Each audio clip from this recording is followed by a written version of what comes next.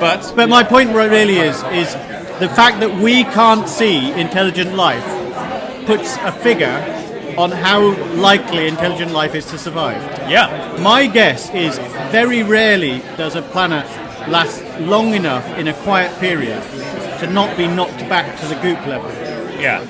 Because if a 100-kilometer object hit Earth, it probably wouldn't wipe out life. It would certainly send it back to the... But we'd go back to the goop level. Yes.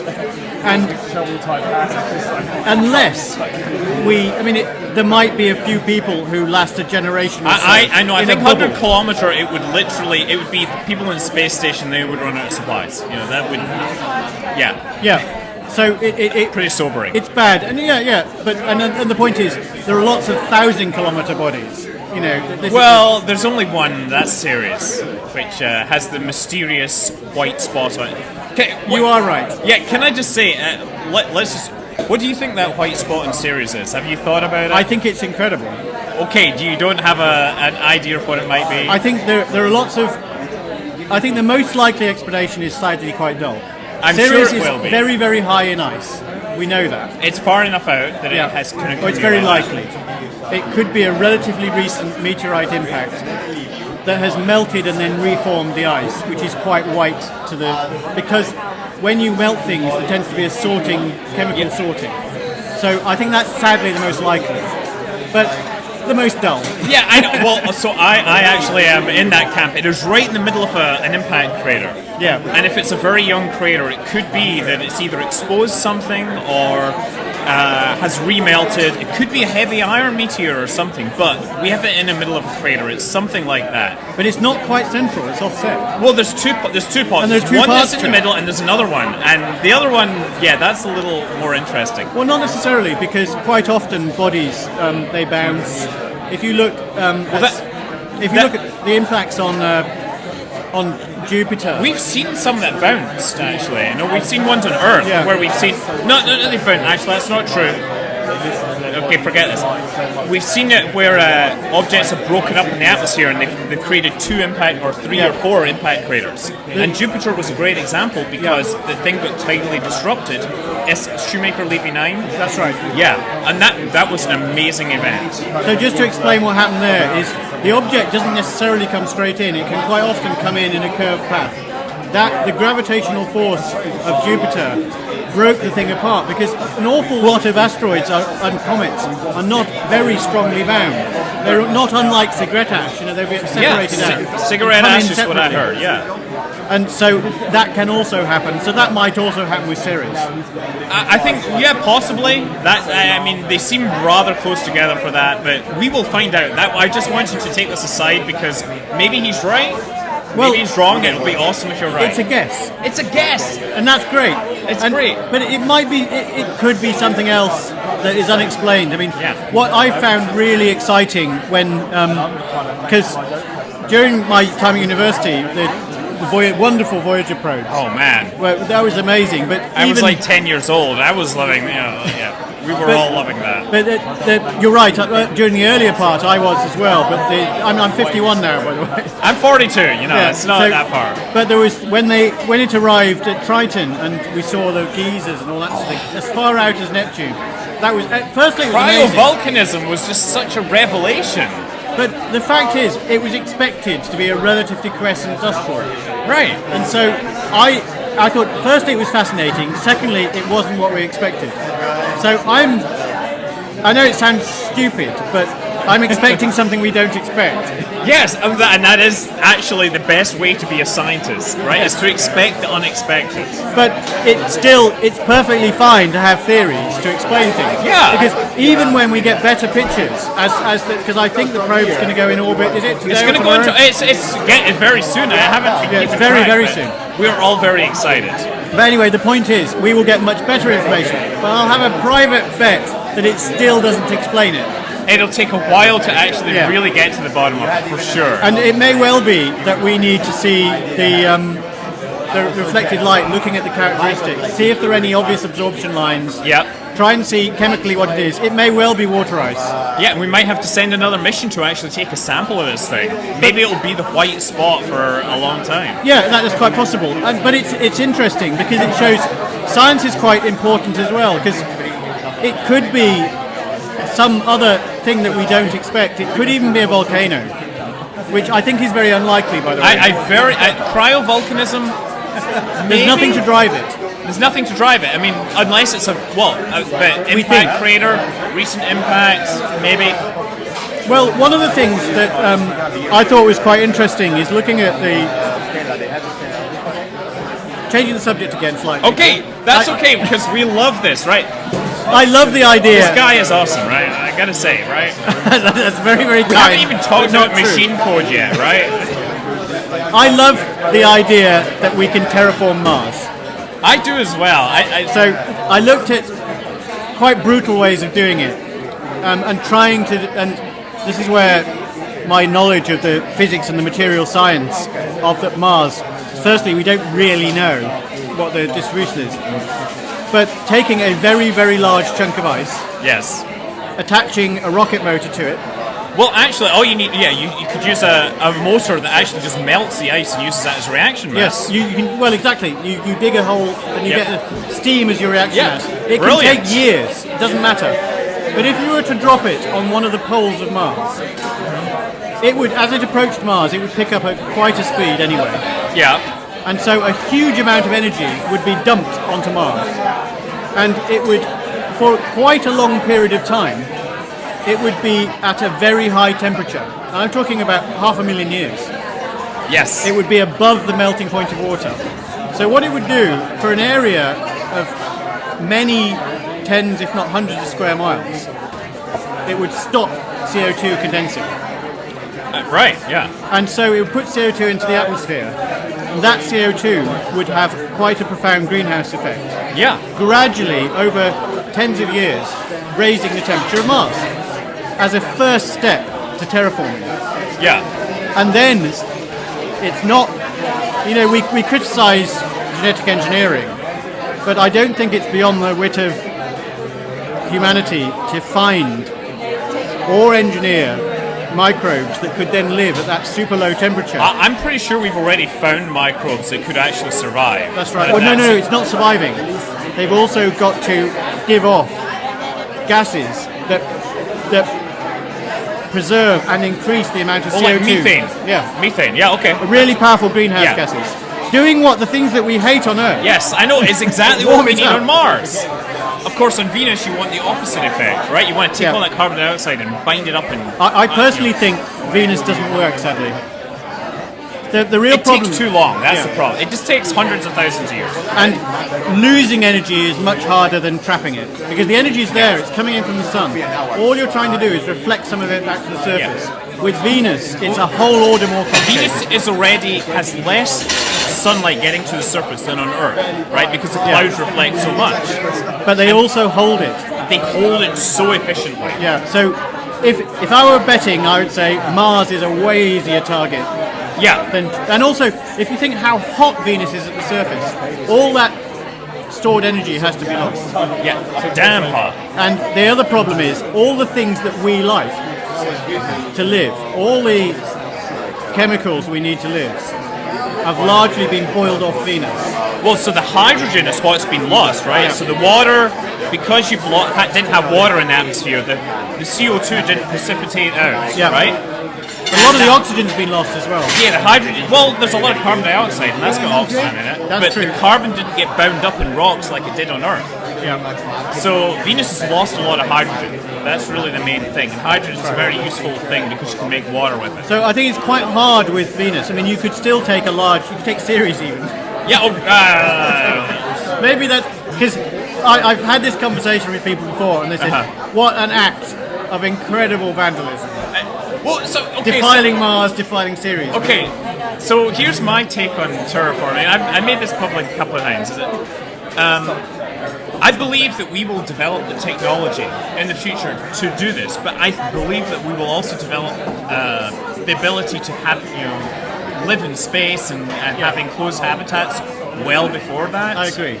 And it's far more efficient from a mass and material standpoint to build those kind of habitats than it is to colonize Mars by terraforming. And at that point, people will say, wait, Mars is this pristine wasteland, let's preserve it as a national park or whatever. And I think it would be more likely it's less likely to be subject to terraforming, simply because people will like it the way it is. Right. As you know, and to us, to our 21st century people, it seems like a step back. Right. But I think if you're living in the 25th century, it may seem totally obvious. Part of me agrees with you, but I think we're looking at it from our present day sensibilities. One of the things that, and it's slightly depressing, is we're in a transitionary period. Currently we're ruled by governments, which are democratic, relatively speaking. Relatively. Depends how much money you have. Well, that is the problem, because of the rise of corporations. When corporations start to take control, which we're not quite seeing, but there is one route where that's the case, and that's the future route that with Frontier and the Elite series of games, I've assumed. Right. That would be the Federation. No. Oh no, it's okay. The corporations, the rise of the corporations. Right. Well, wait. Did you read the history that was with Frontier? I did. I can test you on it. 10 years ago, 20 years ago. Oh my god. So I'm terrible.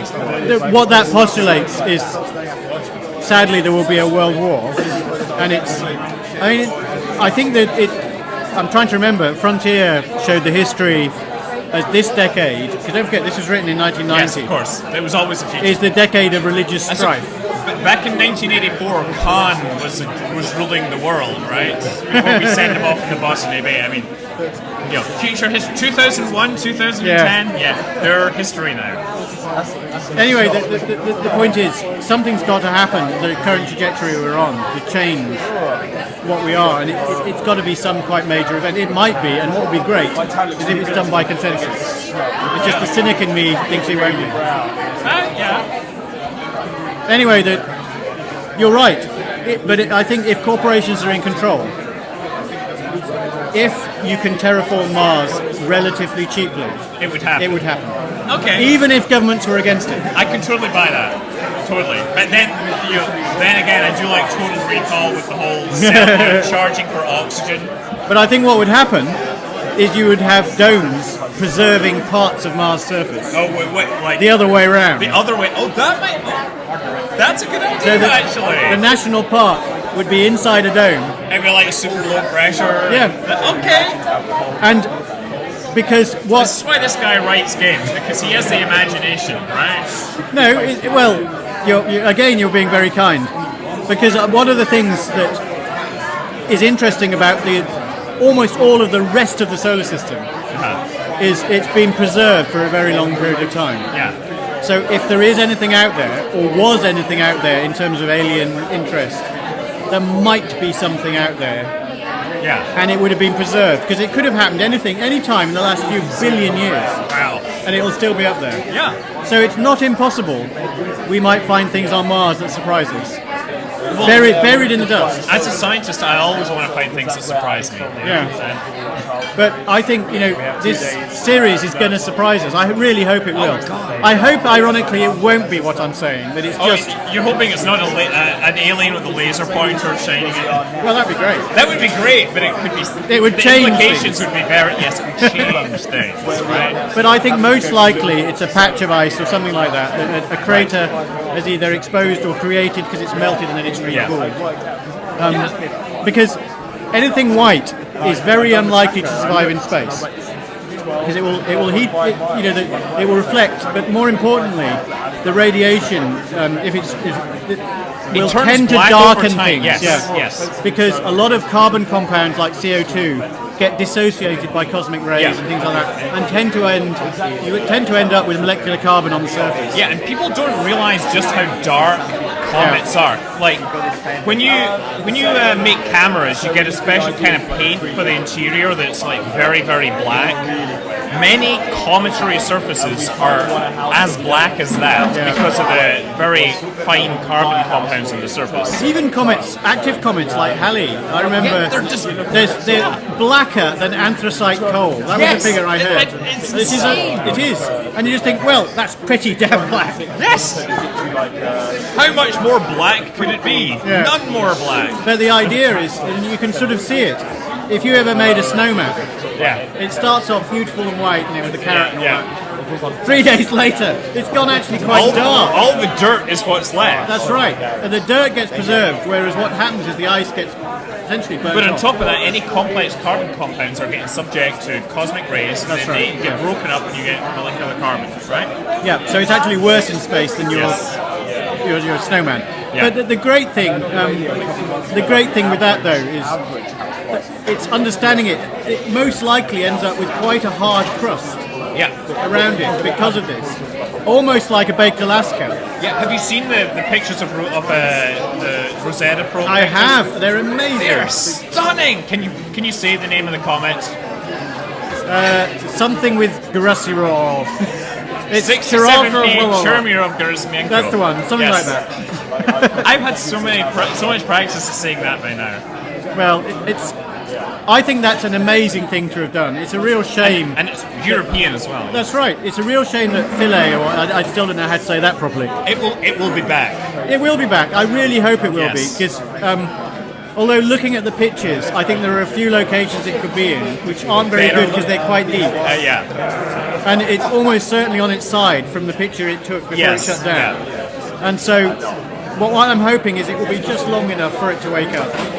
Fingers crossed. I wanted to give us more information.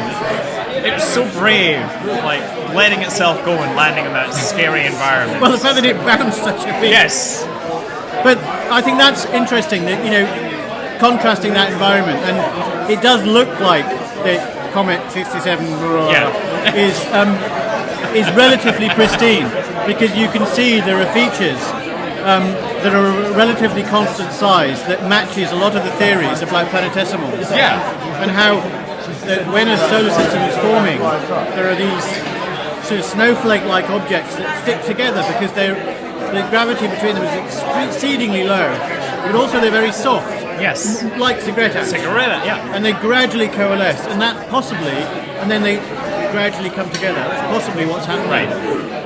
Yeah, well, I mean, comets form out where they haven't had the ability to... They collect into comets, but they're so far out they don't collect into larger objects, right? Just changing the subject slightly again. Whoever's still listening, well done. You clearly care about astronomy. I think this will have to be in 2 parts by now, right? This is going to go viral, by the way. You're going to be all over the internet. The mind boggles. What rubbish have I been talking? It's the beer, It's the beer. He's got Corona. I have Pliny. Wow. Pliny the Elder. By the way, Pliny the Elder is 8%. So Scott is doing really well here. Yes. Wow, we've been going a long time as well. This is like 40 minutes, this guy. But and actually, it's probably a good time for us to finish this up. Then, it is. It's a great track. We've talked. This guy is awesome. I love him. And as I said, and we've hardly talked about games. We haven't talked about games at all. Okay, I gotta say, right? I've been doing this for everyone else. Okay, so David Braben, like I've been asking everyone else, what you're doing here? You're here to promote Elite, and it's won the award, so you've succeeded there. And we won the audience award, which I'm really grateful and very, very proud of. Right. Okay. Think about this. What is the coolest thing you've seen that you haven't worked on at GDC? I loved some of the indie games, actually. They were quite very, very pretty. Yes. There was one, and I can't remember its name. Okay. But the rendering style was so lovely, and it was quite sinister. And I loved that. It was during the awards, and they gave the name and then they showed the pictures, and I apologise. Oh man, we're gonna have to find out which one. Yeah, but I did like some of the others as well. There's the one that looks like Escher. Okay, MC Escher. Was it Monument Valley? Monument Valley, yeah. Yes, well-deserved award. That looked quite interesting, yeah. Yes, it's great.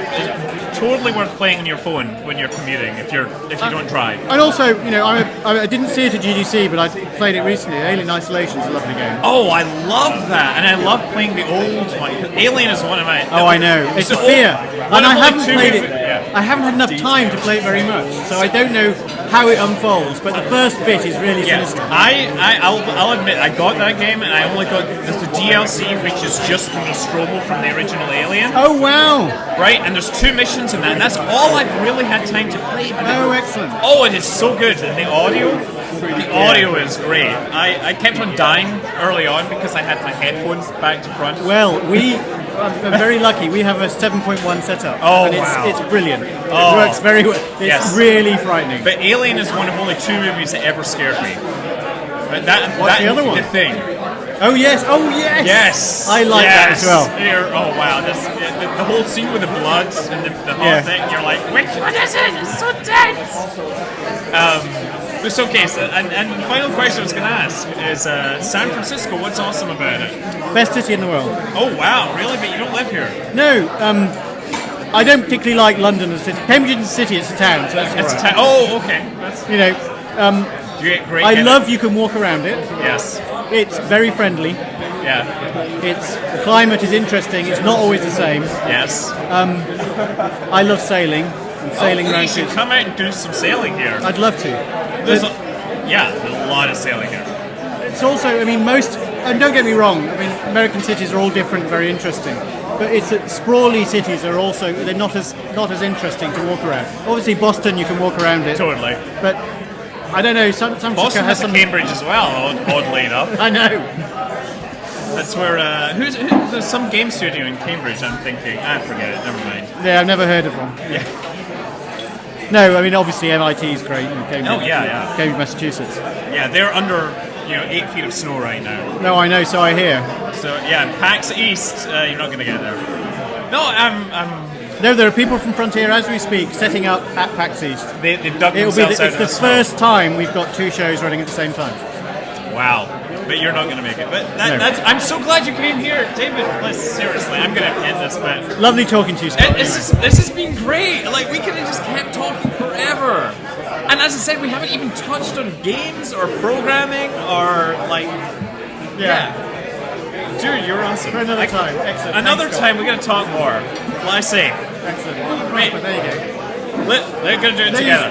Live long and prosper. Live long and prosper.